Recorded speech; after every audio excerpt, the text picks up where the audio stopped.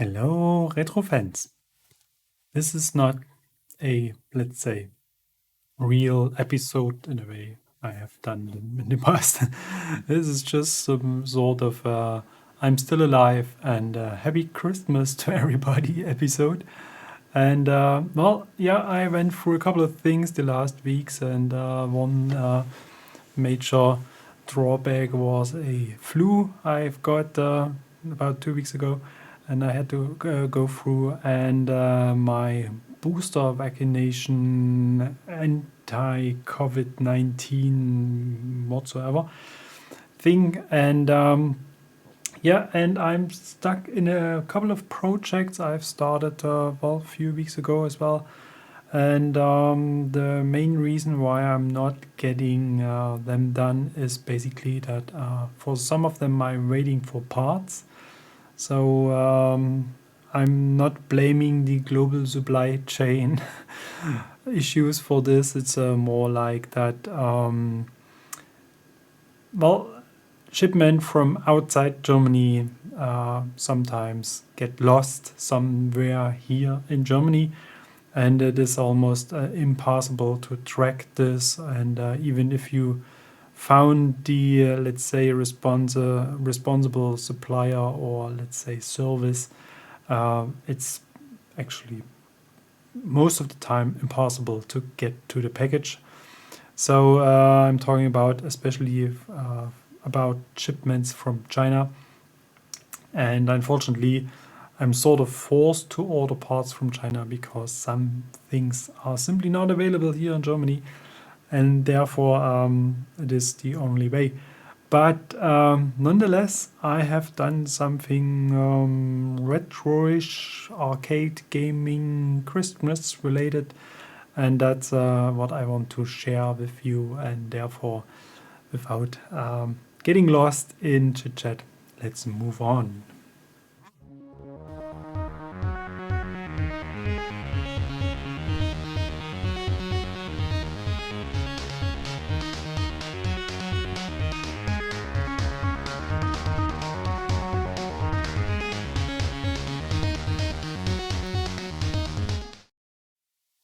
And here we go. Let's switch to my desk because that's actually what I want to present. And this is what I'm talking about. And actually, this is in Germany, it is called Schwippbogen. I was not able to find a translation for this. So it seems to be very typical for especially the Erzgebirge region. So perhaps not this kind, but this shape and having some sort of elements, items inside, and having some illumination. Usually the old-fashioned style is coming with candles, and then the newer versions are kind of, let's say, creating this candle feeling by having some sort of light bulb candle-like things on it. And I went a step further and did one with LED lighting. And there's some sort of a little story behind this because I built this last Christmas as a present, as a gift for a friend of mine. And this was basically the first version I have created. So that's actually the prototype. And there was, as well, usual with 3D design, 3D printing, still some things to improve. And I printed the improved version, the second version, and this basically ended up as the present. And since there's already so much plastic garbage all around this world, especially in the oceans, I tend to keep my test prints, or at least I tend to, trying to reduce printing waste as much as possible. So I kept this and I thought, well, maybe I'm going to use this for a different project. And the original version was with 12 volt LEDs, but this is a little bit cumbersome because you need a power supply and yada yada. And therefore I changed the second version to a 5-volt LED strip, and you can connect this to your USB port on your computer or your power supply of your mobile phone, whatsoever. Anything that provides an USB port and offers 5-volt. And yeah, so I came back to the parts I had still in my box and decided to push this a little bit further, and had the idea of adding this nice looking RGB LEDs to it. And that's actually just LED strip like this. So that's the 4-wire version, and it runs with 5-volt as well.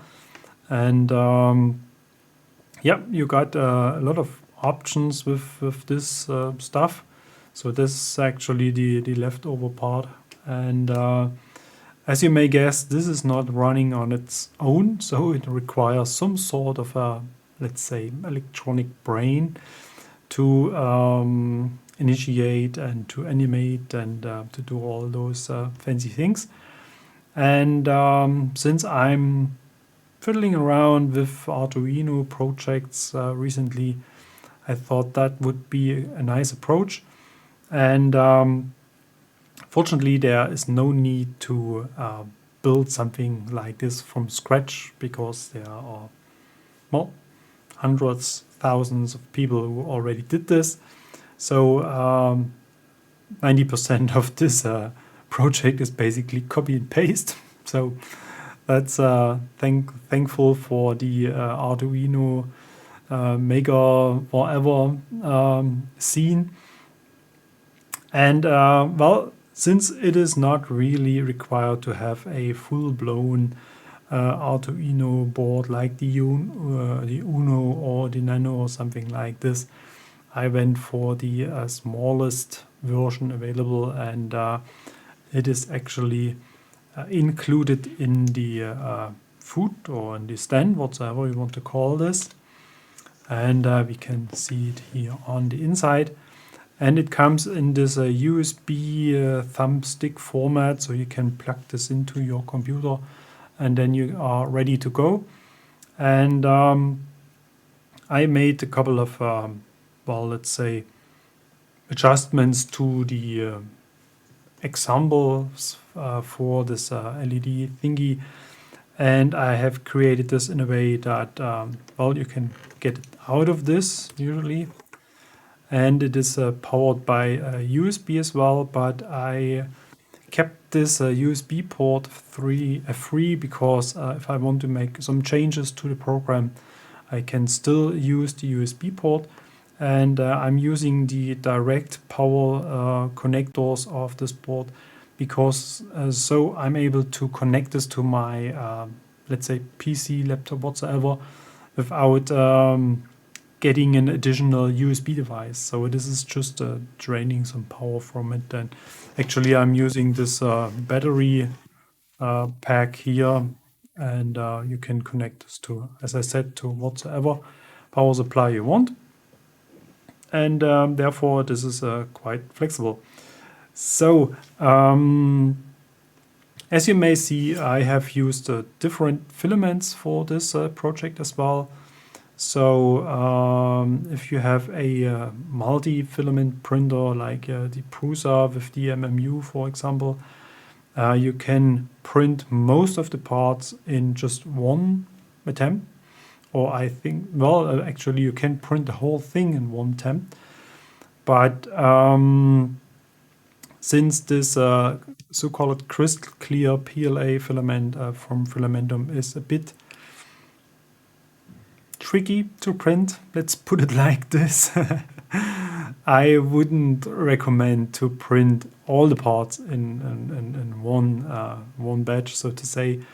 But as you can see, I have some blackish parts here on this controller and on these keys. And yeah, if you don't want to glue them to this whole design, then it makes sense to print this while you're printing the gray parts. And I have actually created two different designs, and I'm going to show you this in a second. Here we go. So as you can see, this is the Prusa slicer. And here we can actually see how this whole thing is actually built. So what we are looking at is the version where this inner part, which is green right now, is printed as one thing. So this requires some in-layer filament changes. And if you place the other parts like I did for this, then well, yeah, your printer has to change filaments in between. It actually looks like this, but I just created this, let's say, is it called this a project? In a way, I just created the project so that everything is all together, and you can simply delete the parts you want to print on another print job, so to say. And yeah, here, as we can see, it is required that the printer has to change the filament in between. And I have created another version, which I'm going to show you. And it actually looks like this.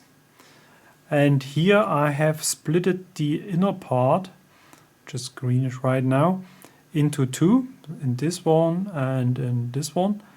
So now you can, if you get rid of the other parts, like these and this one, then you can print this and change the filament by layer height. So if you get rid of this part here as well, then you can print up to a certain level, and then you can say that the layer whatsoever is going to use a different filament. So you are actually not required to have a, well, multi-nozzle, multi-filament printer or something like this, but you can print the black parts exactly where they belong to. So, and this little foot here is actually 2 times the same part, and there's enough space to fit this micro Arduino USB into it. And actually the whole design should work without support. So that was basically one of the main ideas I had while creating it. There's just one thing that may need a little bit of support, and this is actually this one. So if we move this a little bit, then we can see this. Because here I built a small, let's say, space for housing the cable that goes to the LED strip, and this may require a little bit of support. Usually I try to avoid printing with support as much as possible, because this is additional waste. That's material you just throw away after the print. But sometimes it's a little bit hard to avoid, and so I think this is actually working quite well. And I think on most of the printers, even without support, this should print quite fine, since this is just a small gap to bridge, and quality isn't really an issue because, well, it just contains the cable. So, and as usual, this will be available on Prusa printers. And yep, that's basically the whole thing behind this little project I have done. And basically there are a couple of ideas which could be implemented or not. So I think what could be useful is some sort of environment brightness sensor to adjust the brightness of these LEDs. So now here on my desk with this full-blown lights, it appears a bit dim, but in a darker room it is really very bright, and it kind of it's lighting the whole room. So maybe as some sort of a night, let's say status or a night scene or something like this, to have it a little bit dimmed would be nice. And maybe getting a real-time clock or something like this connected to the Arduino and have some on and off times could be an additional idea as well. So there are a couple of things that can be done with this little project, and I'm going to upload the Arduino file as well. As I said, this is actually 90% just the example of this fast LED library, which I have adapted a little bit to my purpose, so that the different modes are running a little bit longer and with some randomized times and some randomized order. So that's actually everything I have done. So print-wise, I have designed the parts that you have some room. So depending on the precision of your printer, these parts should fit together quite well. And the model is designed in a way that you do not have to glue anything. So it should snap into place and should stay there. But as I said, this comes down to the precision of your printer and as well of the material as well. So if you have some so-called elephant foot, or if you have some warping or something like this, it may not fit as good as it is intended. And especially this two-part version I have shown kind of stays together because it is kind of the adhesive tape of this LED strip keeps those two parts together. But if you print this in one piece, then you do not have this issue at all.